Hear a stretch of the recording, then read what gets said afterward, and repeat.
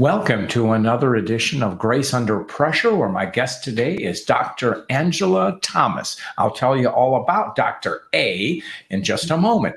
Grace Under Pressure is that show that focuses on what's too often dismissed as the soft stuff, the caring, the commitment that we exert toward others. And when you do it as a leader, as you'll discover that Dr. A, Angela, you do it with for the common cause to bring people together.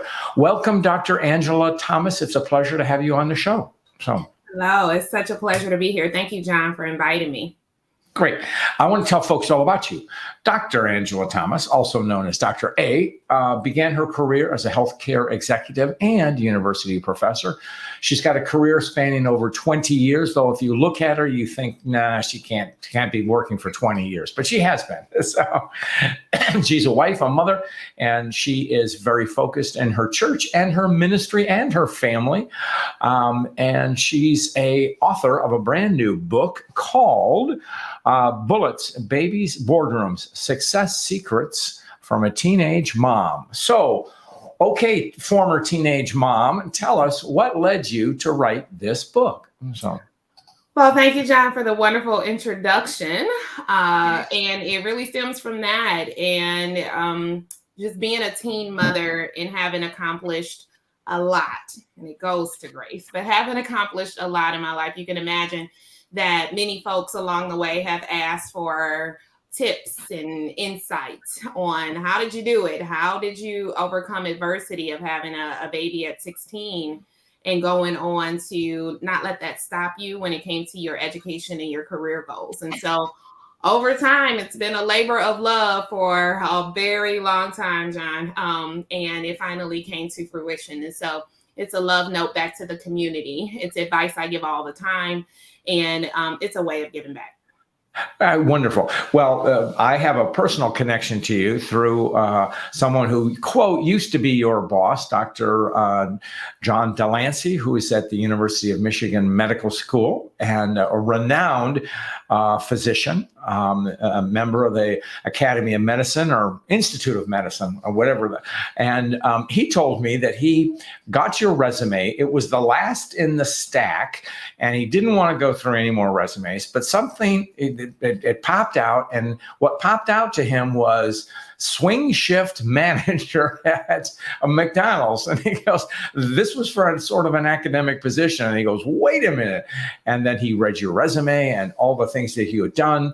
And he said, I have to hire this woman. And he did. So what a great story. So you have, if one thing, you have persistence and resilience, which I think is a key factor in this book. And it's a theme of our show. So you talk about bullets, bullets, babies, and boardrooms. It kind of rolls off the tongue, but wow, 3 disparate ideas.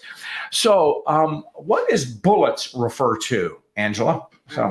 So bullets refers to mindset, but the key principles of the book, they map to key stages of my life. So bullets mindset, but key stage of my life is when my mother was shot 5 times when I was 13 years old. And what I talk about how that helped me with mindset is that when she tells the story, she's alive, she survived, she's great. God was so miraculous in that. And your mother, we point out, your mother was a probation officer in the city of Detroit. Is that so? You got it. So the story is that she was a probation officer in the city of Detroit, was going to recommend a warrant for one of her clients to go back to prison. The client didn't like that, hired a hitman, and the hitman shot my mother 5 times in front of my grandparents' house in 1992. So I was 13 years old, and my mother tells the story, and we're a faith-based family, and she talks about how when she was laying on the ground waiting for help, God gave her a choice whether to live or to die, and she chose to live for her children. And 12 days later, she was out of the hospital. And it was that lesson, that of power of choices. You can't always choose what happens to you in life, but you can always choose your reaction to them. And so mindset is kind of centered around that story. In that section, yeah, in that section of book, which I like, you talk about optimism, but also determination. So, how do we balance it when we have setbacks? Certainly, your mother had a setback, and fortunately, she's still with us, which is great. So, how do you balance determination and optimism, Angela? Sure. So optimism, hope. There's lots of studies. I'm also in healthcare. I'm also research on in health, and so lots of studies show that hope is critical to healing. Hope is critical to achieving. And so, without being hopeful that there's a better outcome, hopeful that you'll accomplish your goals, then it makes it more difficult to accomplish them, to heal, etc. And so, it's a critical element with determination. So if you're determined, if you're set out to accomplish it, set out to be healed, set out to do whatever it is that you desire to do and can see it, it starts to be a self-fulfilling prophecy. You start to actually look for ways to make your dreams and realities, your dreams come true, to make them realities. I like how you balance that. There was a wonderful book that's been influential to me called Hope is Not a Strategy, which, and that's where you put the muscle behind it, which is about determination. And so keep going, because there will be setbacks, and big setbacks and little setbacks. And so that's the challenge. So we get to babies, which I hadn't quite heard of. I'm a grandfather of 2 now, and one is 1. And yes, they are resilient. So what do you mean by babies and resilience? What's the connection for you, Angela? So babies and resilience. So we talked about bullets happening when I was 13, and as if my family didn't have enough to go through, my brilliant self, and hopefully you hear the sarcasm, finds myself landed pregnant after a whole bunch of bad decisions, pregnant at 16 years old, senior in high school, in one of the best high schools in Detroit, relatively great student, 6.4 GPA, on my way to be pre-med in my journey, and now I'm pregnant and in high school. And so resilience is more about my journey of navigating being pregnant, having my son, and then going to the University of Michigan at 17 years old with my 5.5-month baby in tow, and how I navigated 4 years later, getting a bachelor's degree while raising him and working. And it was about setbacks. It was about goals. It was about discipline. It was about resilience, all of those things, and hope and optimism as well. Yeah. You have something called a chapter called Never Quitting. Now, I'll have a little pushback on. I think quitting is okay, and it doesn't make you a loser. What's your take on what you mean by never quitting, Angela? Sure. So. Yeah, there is a paradox there, because I also talk about fail fast. So there is a paradox there, in that never quitting is when you have something and you find yourself getting tired. I think I use the very simple example of me braiding my hair, and how you have to put a lot of effort into something, and in order to see that thing finished, you gotta finish. It also use the example of getting 108 credits out of 120. You can't own that you received a bachelor's degree without those other 120. So it's when you are so close to something, or when things are hard to accomplish something, to keep moving through it despite the setbacks and obstacles. But to your point, John, there are places, and I teach about SMART goals and being realistic, and and being feasible, and those types of things. There, in accountability and evaluation and metrics, those types of things, there are ways that you can have signals along the way that maybe you should pivot. And I talk about how I pivoted from being pre-med to public health, which one could say I quit, but I pivoted, and if you have at the essence of your goals, your core why, why are you going after a thing, then you can argue that you're pivoting and not quitting. You're finding a different path to accomplish your passion, if that makes sense. I think that's a very powerful lesson, and because obviously we don't like quitters, but quitting sometimes in the face of obstacles is the smartest selection. You talk about fail fast. That's the story of Silicon Valley. So whatever. Now you have also in this, and I'm guessing I know where this comes from, in the same section called Creating Champions, as we say in Michigan, is champions of the West when it was considered a West.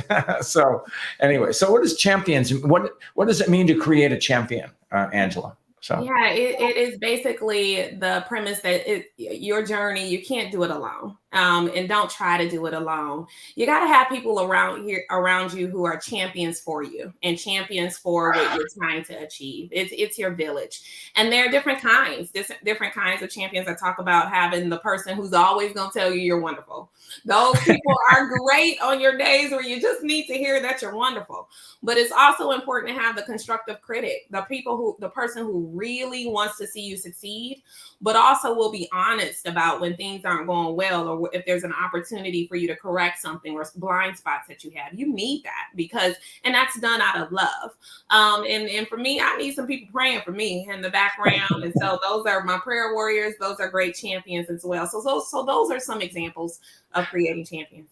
Well, a concept that we've talked about, that I've been educated on this show by some extraordinary women guests we've had, and that's the idea of sponsorship. And I know you are a healthcare executive, a senior healthcare executive. So would you consider a sponsor a form of champion, Angela? So absolutely. And I ascribe to a model of multiple people. So a sponsor is one of those people.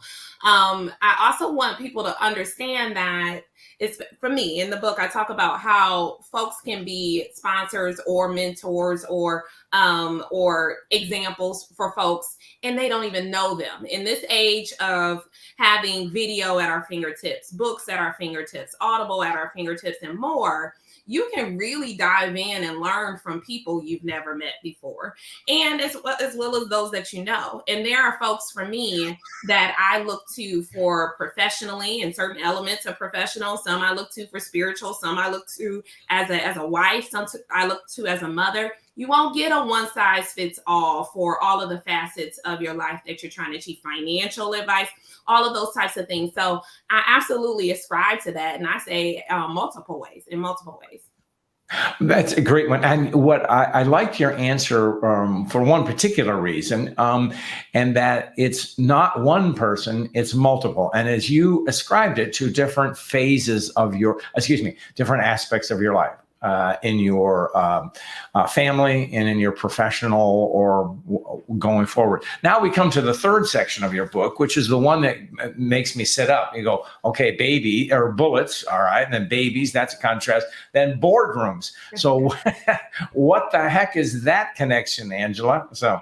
Well, having accomplished what I've accomplished, and being very privileged to be in fortunate to have studied under folks like John Delancey and have had many lessons in many of my professional endeavors.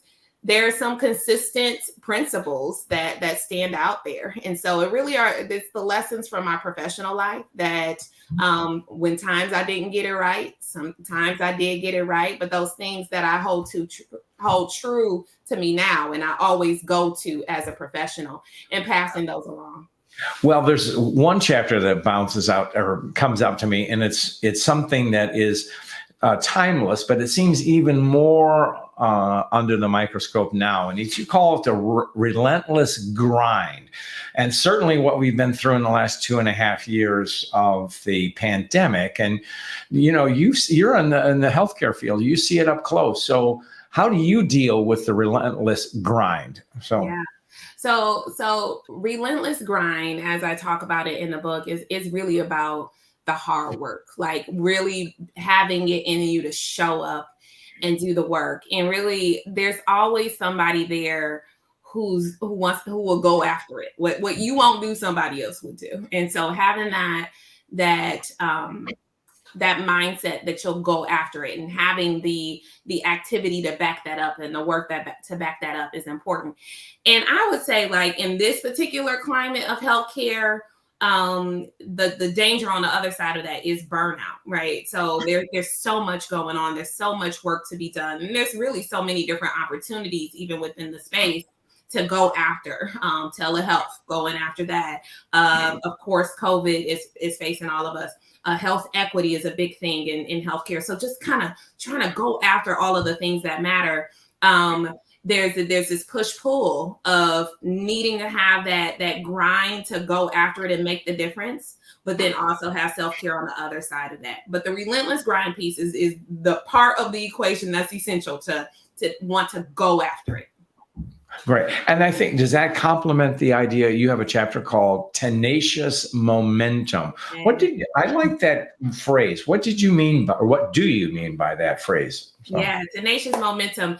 That adapted from the flywheel concept in Good to Great by Jim Collins, where it's essentially the concept that when you start a thing, it's going to take a lot of work in the beginning to get it started, to build the right infrastructure, the right components, the right systems, the right processes, get the right people in place, etc. But then there comes a moment when it's done right, that the effort you exert in the beginning is not the same effort you need to exert to keep momentum going. So that's the tenacious momentum. Is like you gotta put in a lot of effort in that beginning. But if you begin with the end in mind, then if you do it right, then it's less effort to keep it moving. Great. Now, you mentioned this early when I asked you why you wrote the book, and I'll get back to it. What do you mean by this book being a love note to your community? Describe that to me, Angela. Sure. So I found myself, as I mentioned, having to ask the question or respond to, how did you do it? What are your tips? What are the thoughts? What was the process? But I also have many folks who literally ask me for advice, whether that is a teen mom. Hey, I know this teen mom. I think I want her to connect with you, to know that there's possibilities for her. Or I am a teen mom. Just want to pick your brain. I know there's more for me. But other people, just like, hey, I'm trying to graduate from college. Hey, I'm trying to land a great job. Hey, how did you achieve tremendous success? And depending on, because I do have so many facets of me, a teen mom, Black woman, spiritual, all these different, at one point could call myself pretty young, but I have all these facets of me that I find myself telling the same stories. And honestly, so I would start to write. As the requests would come in, and that predated me moving to the DMV area. So at least 14 years. I would start to write and I put it down and say, nobody wants to listen to that. And then I'll write some more, why? And then I was asked, it was a full circle moment for me, to go back to the University of Michigan School of Public Health to do a career development talk. Mm-hmm. And I remember being that student and listening to that talk. And I remember saying, one day I'd like to do that. And so I got invited to do that. And I remember sitting in my dad's house trying to put a presentation together. And I just said, what are the things that I keep saying to people when they ask any kind of advice? And that's where the title, Bullets, Babies, and Boardrooms came from, Mindset, Resilience, and Action. And so that was the first time I gave that presentation. And then over time, I would just keep presenting it. Sometimes I take out the Bullets, Babies, and Boardrooms and just call it Mindset, Resilience, and Action, depending on the audience. And then I would give it to my students at Georgetown. I just kept repeating the same lessons over and over. Somebody got on my calendar for work. Hey, this person just wants advice. I take them through those 3 phases. And so I find that it's only one of me to go around, and my time continues. It doesn't get more plentiful. It gets more booked. And there are people I just won't know, and people who just will never know me. And there's still an opportunity to inspire them, to get my story out, etc. And so it's a way of saying thank you. I believe I've always said yes to advice. Giving advice because I feel like it's my way of giving back to the community. So it's a way of giving back in a bigger way, in a more scalable way as well. Now, you've talked about, and just dovetail on the question, and we'll dovetail off what you talked about of having multiple sponsors or multiple advisors, whatever. And you talk about community. So what has community must have been very helpful for you in your most challenging moments. Am I correct in that, Angela? Absolutely. So, So just talking more about that, like I wouldn't be sitting here without tremendous community. Obviously, my family, but so many friends. Like, so I remember girlfriends just taking my son trick or treating. Like, I remember, of course, my parents watching my son so I could do this, that, and the other. I remember Miss Gladys, who was the most amazing daycare worker that kept my son from infant to kindergarten. Gracious teachers in high school who gave me extensions as I was trying to finish high school. Of the best friend that I met who also had a young girl when we both lived in family housing and working together and partnering together. John Delancey, who gave me a chance at research, never, ever, ever having a research job, but saw that resume that you talked about. I mean, spiritual journey, brothers, I mean, nieces, nephews. I mean, it's a village. And if I try to name everybody, people who prayed that I didn't know prayed, like I tried to name everybody, I hurt somebody. So I'm going to stop.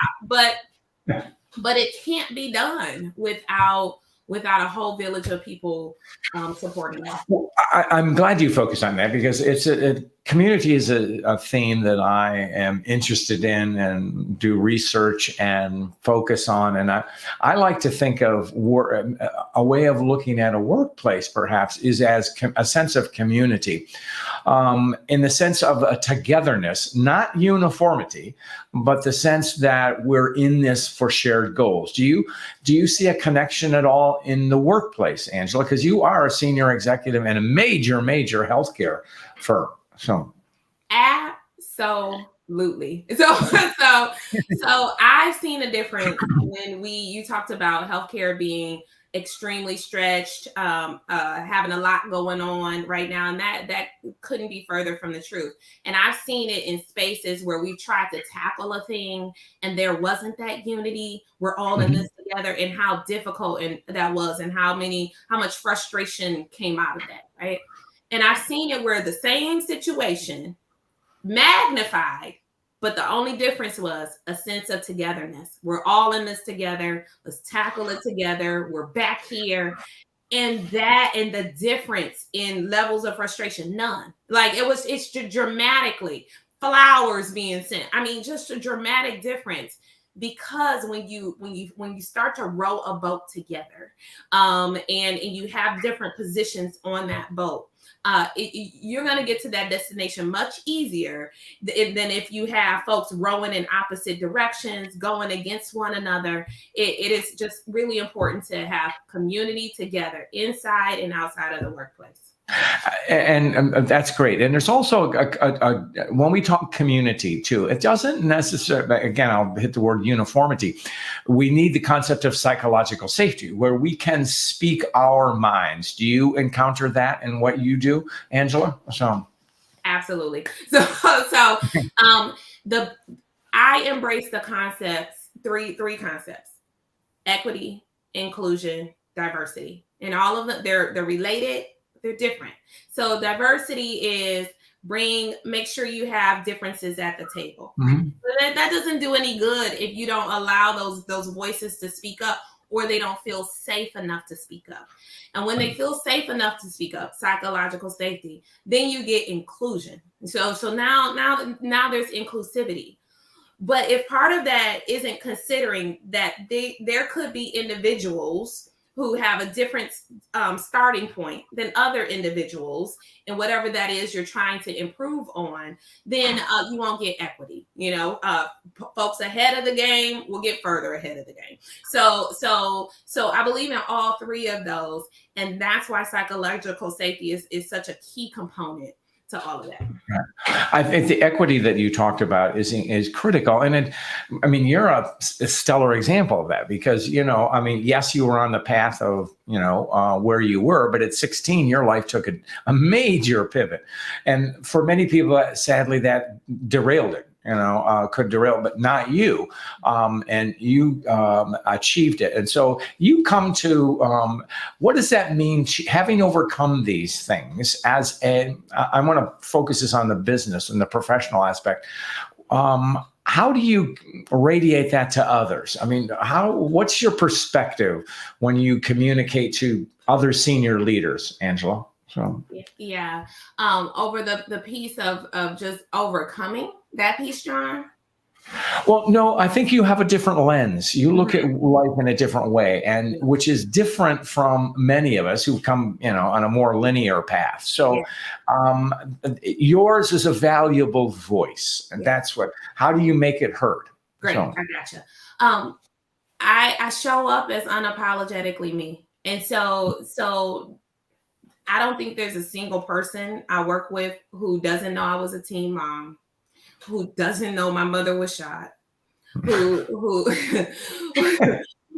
who doesn't know I'm a woman of faith, right? Yeah. And I use those. Who doesn't know I have 4 degrees? Like, who doesn't know I'm a diehard Michigan fan? And I use those to show that things are nuanced. I use those to show that everything isn't so black and white. I use those to show that everybody's journey is different. I use those to show that the patient sphere, the people that we serve, have a whole ecosystem around them that can influence their health in some kind of way. And so it's my experiences. I remember during when COVID, at the very early months of COVID, and then right after the George Floyd murder happened, I remember being very transparent and honest about how conversations with my Black son shifted with now he has to wear a mask and what that does mean for his safety, right? And that was something that a lot of my colleagues didn't think about, nor did they have to think about, right? Yeah. And it was important for me to articulate that because I wanted them to think about our associates and how everybody's not experiencing everything the same way. And so I unapologetically show up that way at work and have given myself permission to be me. Right. Angela, I could keep going with you for the whole afternoon, but I know you've got a lot more important things to do. But as you know, I ask every guest a story about grace. Do you have something, a perspective on grace you would like to share with us? Absolutely. I think this whole conversation I can use to kind of wrap up my perspective. So often confused are the terms grace and mercy. And so mercy, I think of is not getting the punishment or not getting what you deserve to get. That's mercy.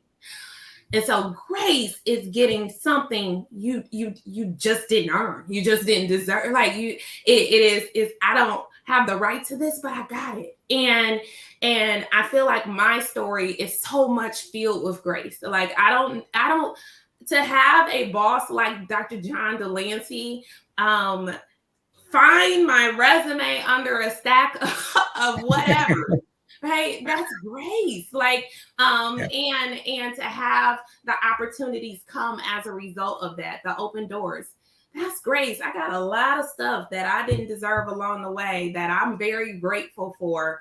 And to me, it's grace. I didn't do anything to deserve it, but I'm so glad I got it. That's all. Well, I will say, yes, grace. I love your description of grace. And yes, it's all of us that's undeserved. But certainly, Dr. Angela, you are paying it back big time. So whatever you get, I think you're giving it back and many-fold over. So you should be very proud. It's been an honor to have you on the show. How can we find your book? I know it's on Amazon. It's on Amazon. Just Google, go on Amazon, search for Bullets, Babies, and Boardrooms. And it's available on Kindle, paperback, and on Audible. So if you go on Audible, you can just type in Bullets, Babies, and Boardrooms. You can find it there. Or you can go to AngelaDThomas.com And then there's a link. You can find it there. You also can get an autographed copy if you go to the AngelaDThomas.com. Right. Well, we'll put the Angela D. Thomas and website in the notes, so everybody, you don't have to write it down. It'll be there. Angela, what a privilege to speak to you today. Thank you for writing this book, and thank you for sharing a little bit of your time today with me. So with that, we're going to go out. So thank you, John, for having me.